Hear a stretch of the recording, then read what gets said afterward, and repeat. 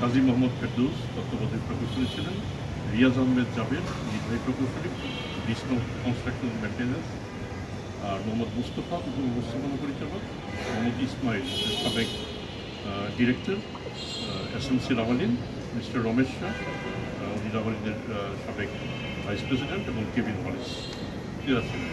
এখন তদন্ত করতে গিয়ে যদি যাদের নাম আসবে, যদি আরও নাম আসে, তবে সেটাকে আমরা আমাদের মনে করে দেবো। আর যদি এর মধ্যে কারো গাফিলতি আমরা আমরা পর্যবেক্ষণ করি, সেটাকে আমরা বিবেচনা করবো না, আমরা কোনো কারণ। মানে স্যার পেপারটি দেওয়ার আগে তো অবশ্যই কমিশনের অনুমোদন নিয়ে কোনো কাগজ দেখা দিতে পারে, সেক্ষেত্রে ওই কমিশনের বদরুজ্জামান স্যার ছিলেন, শাহাবুদ্দিন তৌফিক ছিলেন।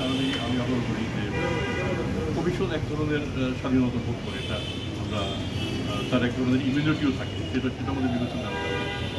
তারপরেও আমরা চেষ্টা করবো যদি কমিশনের হাতে কোনো ভ্রান্তি ত্রুটি ব্যর্থ ঘটে থাকে সেটাকে শনাক্ত করতে এবং সে অনুযায়ী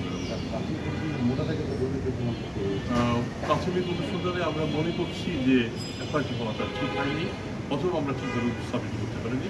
আমরা এখন তদন্ত প্রতিবেদন। Thank you very much.